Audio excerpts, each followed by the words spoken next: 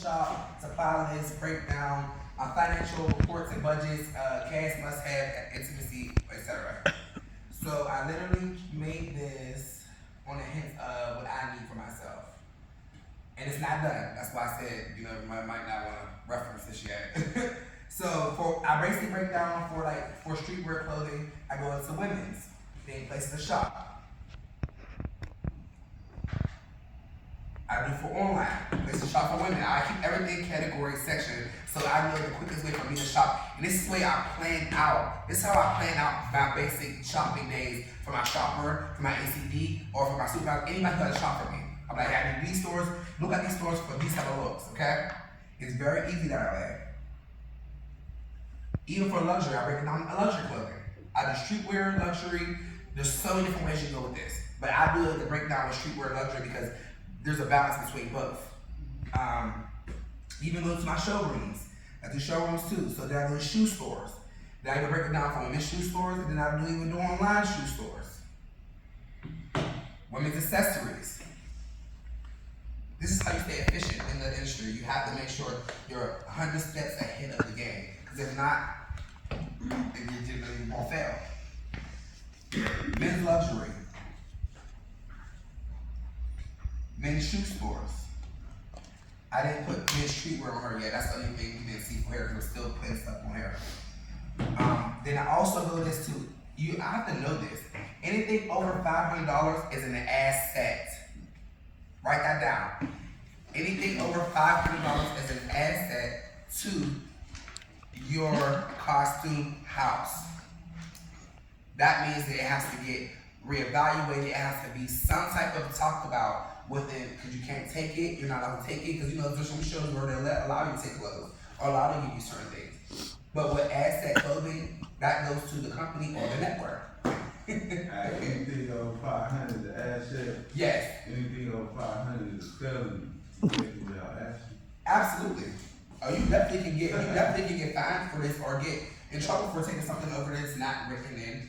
Not written in. I also put local designers. Got my girl here on here. So I put people on here. Rental only. She's a visual designer. I put Carla on here, and she's a steampunk, and she's a specialty designer. I know things like this that I need for. If I do a steampunk movie, who am I gonna call? The John Luke brand, right? If I'm doing unconventional clothing, who am I gonna call? Absolutely. So I have these lists. I have a lot of the designers listed that I know can deliver what I want to deliver. I also list fabric stores. You never know. Sometimes fabric stores close. Guess where you can go? You never know about. Walmart for the basic needs. Exactly. They open longer than anybody else. Modesty clothing. Remember I said about this earlier. Southeast is my two favorite places to go for modesty. The other costume houses, but I use these two because if I call and hear my voice, they know what I need. All these places is good, y'all. Always have costume repair resources. Always. You can't repair everything. I'm sorry, you can't. Wish we can, we can't. Know these people, figure out what their businesses are, and you go from there. And make relationships with them because they know when you call, it's that you need it immediately. It's a difference. Supply list. This is what I was going to tell y'all about. I might have to give y'all separate sheet on a separate day or just text y'all email, whatever I need to email y'all. Hanger, dividers, gourmet wax, labeling tag, lint rollers, lint brush, pencils, sharpies, all of this stuff that you will use on and offset, okay? Literally the list goes on. Literally. Okay, so costume houses, supplies and prop stores. Western costumes, we talked about that. Southeast costumes, the costume house. Cali collection, everything wireless. Metro uniforms, that's where we get a lot of army-based uniforms, military-based uniforms. They have a lot of police officer uniforms. They have a lot of things like that too. So the place you told me about, if they don't have it or we don't need it or we can't find it, I go to Metro uniforms. They have a lot of uniform shops too. Same with costumes and etc. What I think they're about to be done or they're moving or giving up the store, not for sure. They're shutting down. They're shut down. So they're gonna be shut down soon. but they're gonna be giving all their stuff to these people. Okay? They'll be online. Yes, Only. yes, only. But if I need a physical go, physically go in there, they'll be donating, or not donating, but selling their stuff to these people.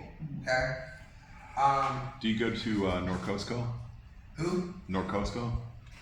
No, I have not been there. That's it's costume and makeup stuff. So that's something I didn't know. See, there's a lot of places I don't know. And there's some places I would love to know. That's why I was like, ask people, like, give out your resources because you never know it can be useful for anybody else. So I'll write that down too because I need to continue. That's what this will make this book more stronger by knowing more, opportunities. So then I go to my team breakdown. A lot of people don't know. Everybody, depending on what show you're on, you're not gonna get all of this. But this is what a real team breakdown should look like. Costume designer, assistant costume designer, supervisor, coordinator, key office, or key truck. Y'all know the difference from that?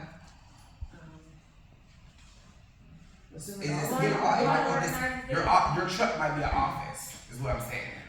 That's basically what it is. What you said? I was gonna say what you just said. Okay, I'm sorry. Key set customer, seamstress, cutter, and fitter. Y'all know the difference between a cutter, and fitter, and a seamstress? Mm-hmm. Tell me. The seamstress seams the stuff up, the cutter cuts the fabrics, and then the fitter makes sure it fits properly and does the measurements. Is that right, Carla? She's close. The seamstress makes alterations. Cutter fitter makes stuff from scratch, basically. Carla, tell me. Well, in the industry, the seamstress, not only, they call it seamstress, but a lot of times the role is a tailor. Mm-hmm. So it's kind of, it just depends on how they want to play their budget. But, sewing is in fact involved. I have built on set as a seamstress, where you sand from scratch. Oh, I think actually it as, built. cutter fitter, they made the costume, whereas the seamstress, they're more in the alteration kind of role. See, that's what I'm saying, in this industry, no. Nope. That's what I'm saying, as a seamstress, they'll hire me as a seamstress, but I've built super suits. Or, like superhero type things, but they're calling it a seamstress. That's what I'm saying, they play with your money, with titles.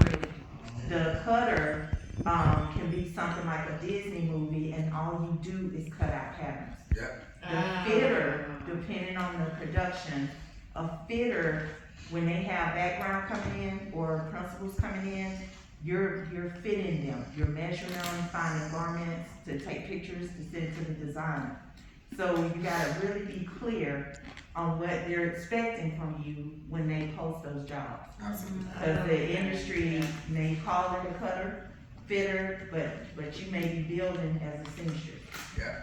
Oh, So wow. you know how to In build. New York, you cutter fitter, well, you Yeah. just expected to build costumes. Yeah. No. So just know the difference in different film cities. I'll see that Yeah. because everybody. That's why I had Carla say it because Carla had a chance to do a little bit of all of these situations, and it's so sad that we get these opportunities and they say, oh, it's just you're just gonna be cutting patterns, and next thing you know you're sewing, or next thing you know you're taking. So you just gotta prepare for all of that. So have your kit ready.